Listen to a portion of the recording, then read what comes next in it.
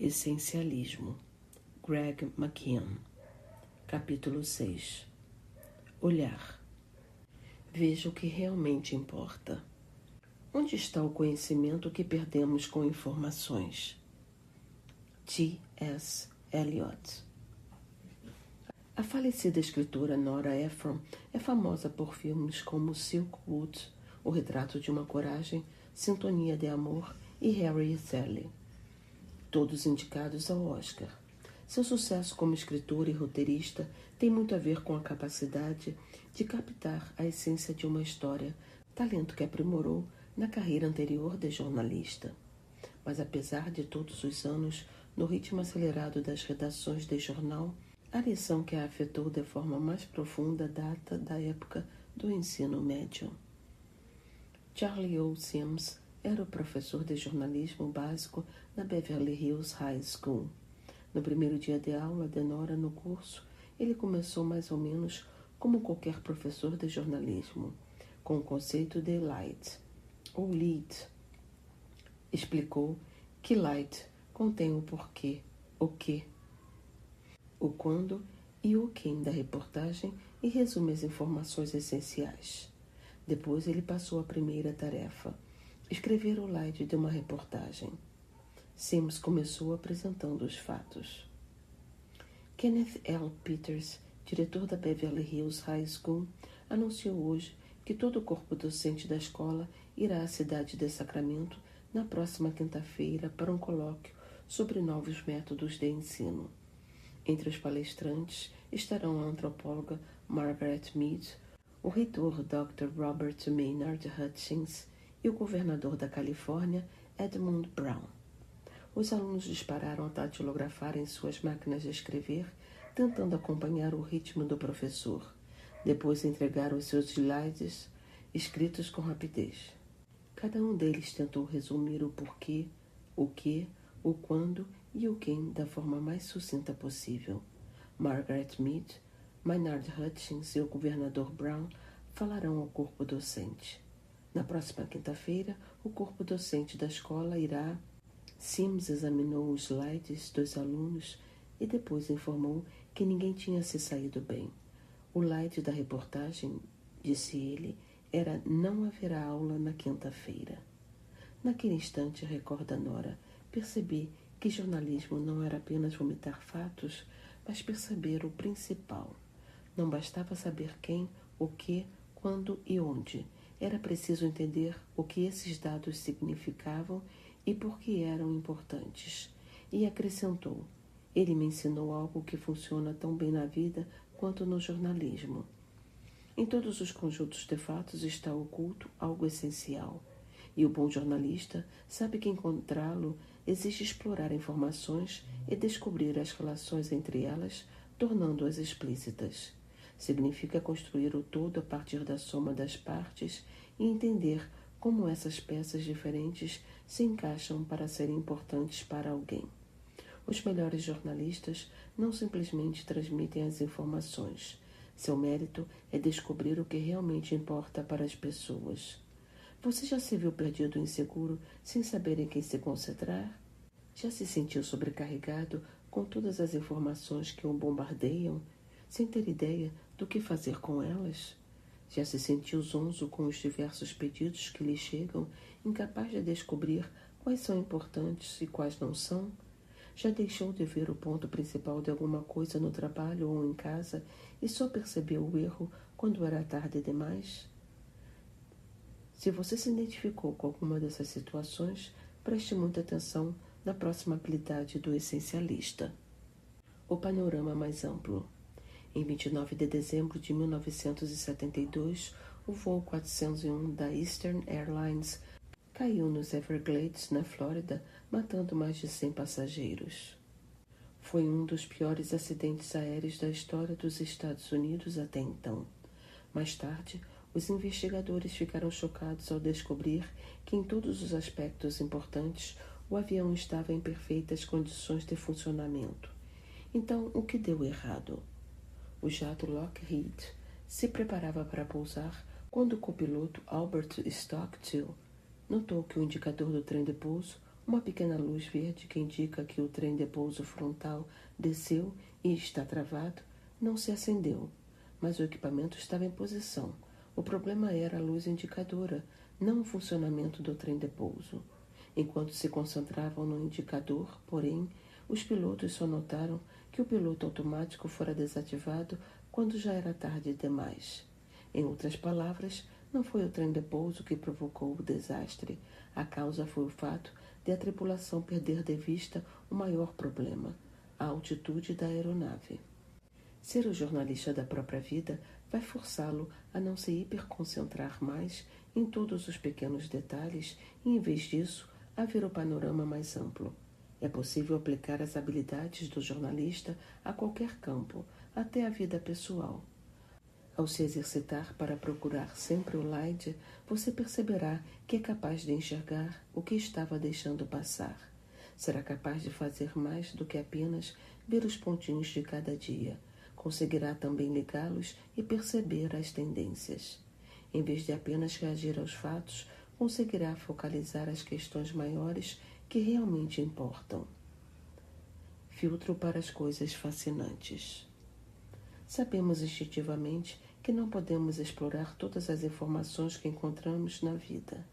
Para discernir o que é essencial explorar, temos que ter disciplina ao examinar e filtrar todos os fatos, opções e opiniões conflitantes e divergentes que competem o tempo todo por nossa atenção.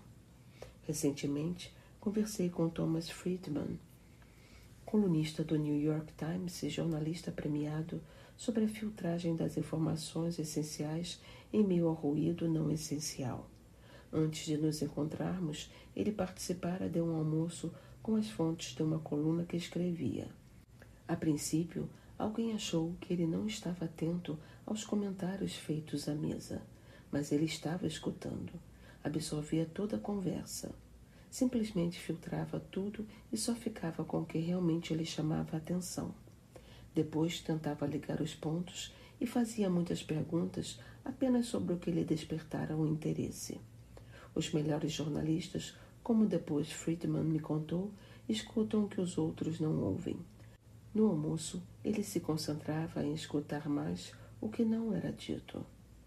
Os essencialistas são observadores e ouvintes poderosos.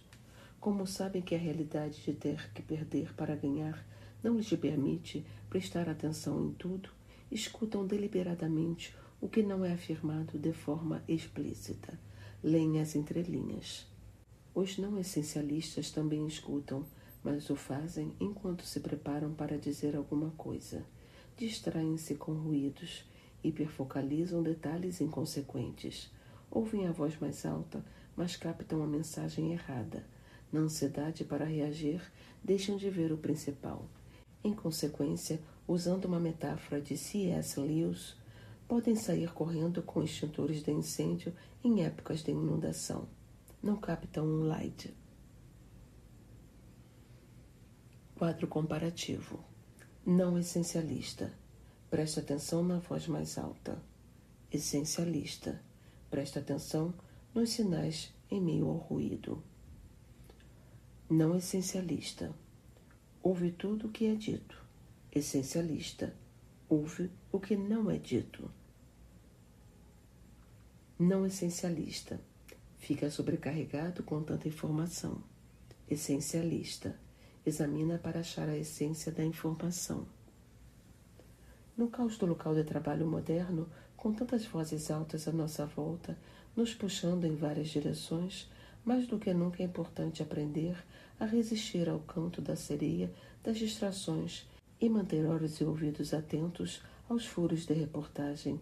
Eis algumas maneiras de explorar o seu jornalista interior. Faça um diário. Uma das maneiras mais óbvias e eficazes de se tornar jornalista da própria vida é simplesmente manter um diário. Aliás, antigamente, os jornais eram mesmo conhecidos como diários. A triste realidade é que nós, seres humanos, somos criaturas esquecidas.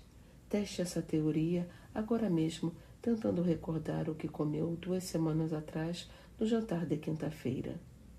Ou se pergunte a quantas reuniões compareceu 3 semanas atrás na segunda-feira. A maioria falha nesse exercício. Pense no diário como um dispositivo de armazenamento para fazer backup do disco rígido defeituoso do cérebro. Como já me disseram, o lápis mais fraco é melhor do que a memória mais forte. Nos últimos 10 anos, tenho feito meu diário utilizando um método contraintuitivo, porém eficaz. É simples, escrevo menos do que tenho vontade de escrever. Geralmente, quem começa a fazer um diário escreve páginas e páginas no primeiro dia. Aí, no segundo dia, a ideia de escrever tudo aquilo é assustadora e a pessoa passa a procrastinar ou abandona o exercício. Assim, aplique também ao diário o princípio de menos, porém melhor. Evite escrever muitos até que o registro diário se torne um hábito. Também sugiro que de 3 em 3 meses, mais ou menos, você reserve uma hora para ler o seu diário daquele período. Mas não se concentre demais nos detalhes, como a reunião de orçamento de 3 semanas atrás ou o macarrão do jantar da quinta-feira passada. Concentre-se nos padrões ou tendências mais amplos. Capte a manchete. Procure o light de seu dia, sua semana, sua vida. Mudanças que acontecem aos pouquinhos são difíceis de ver no momento, mas com o tempo podem ter um imenso efeito cumulativo. Vá a campo. Jane Shen cursava uma matéria da D. School chamada Projetos de Baixíssimo Custo. Sua turma foi desafiada a projetar uma incubadora de bebês por 1% do custo tradicional, que era de $20.000. De acordo com Jane, nos países em desenvolvimento, 4 milhões de crianças com baixo peso ao nascer morrem nos primeiros 28 dias por não terem gordura suficiente para manter a temperatura do corpo. Se tivessem se apressado a resolver simplesmente um problema de custo, a equipe teria produzido uma incubadora elétrica barata. Uma solução aparentemente sensata, mas que no fim das contas não abordaria a raiz do problema. Em vez disso, eles se dedicaram a descobrir o que realmente importava. Foram ao Nepal para ver o problema de perto. Foi quando descobriram que 80% dos bebês não nasciam no hospital, mas em casa, em aldeias rurais sem eletricidade. Portanto, de repente, ficou claro que o verdadeiro desafio da equipe era criar algo que não exigisse eletricidade nenhuma. Com essa ideia fundamental, começaram a trabalhar a sério na solução para o problema que tinham em mãos.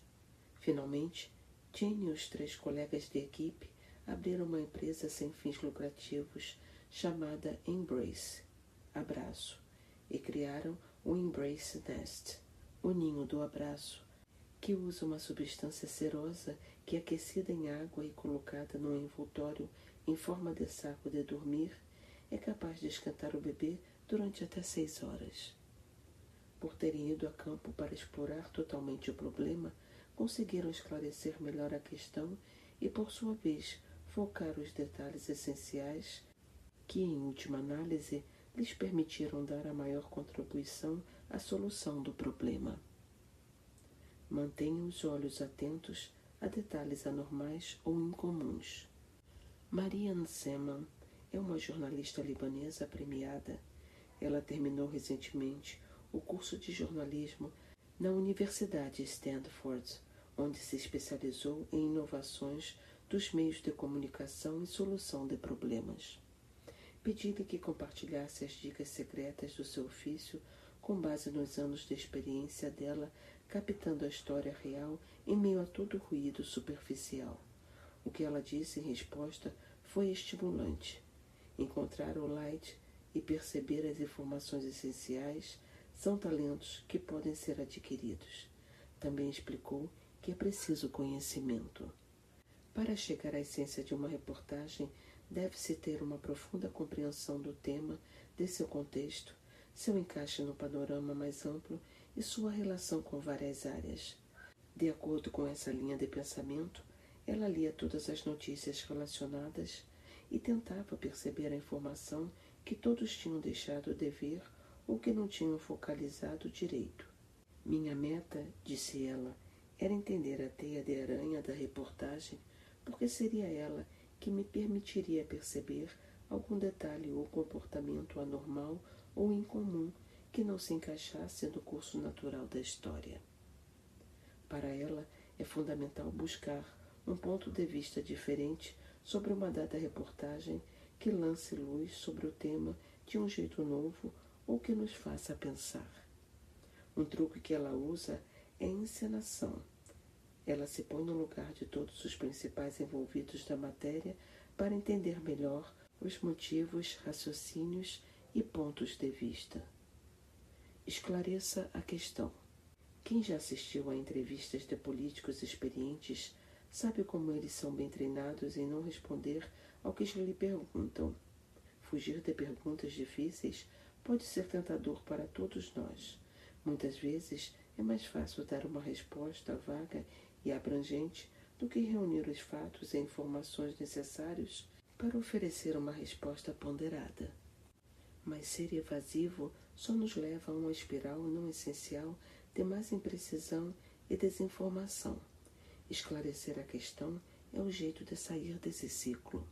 Lee Cohen, diretor da Salesforce.com, era um dos 6 membros de uma equipe de amontoados num quarto abafado de um hotel normalmente tranquilo em Cavallo Point, com vista para a ponte Golden Gate de São Francisco, na Califórnia. Nas 3 horas seguintes, eles competiriam com outras 5 equipes numa simulação de negócios. A tarefa envolvia responder a uma série de perguntas sobre como resolveriam situações de gestão hipotéticas. O tempo passava, mas a equipe de Lee sentia dificuldade para começar. Cada possível resposta suscitava ainda mais opiniões e comentários, e logo o que poderia ser um exercício bastante simples de solução de problemas evoluiu para um debate prolongado e indisciplinado. Eu estava lá para observar e orientar a equipe, e depois de 15 minutos de argumentação, precisei pedir que parassem. A que pergunta vocês estão tentando responder? Indaguei. Todos pararam sem graça. Ninguém sabia. Então alguém fez um comentário sobre outra coisa e novamente o grupo saiu pela tangente. Interrompi de novo e fiz a mesma pergunta outra vez. E mais outra. Finalmente, a equipe parou e realmente pensou nas metas que tentavam cumprir e nas decisões que teriam que tomar para atingi-las. Pararam com as conversas secundárias. Repassaram todas as ideias e opiniões que tinham sido lançadas ao acaso, tentando escutar os temas ocultos e as ideias maiores que as interligavam. Então, por fim, passaram da estagnação para o ímpeto. Estabeleceram um plano de ação, tomaram as decisões necessárias e dividiram as responsabilidades. A equipe de LA venceu por enorme vantagem.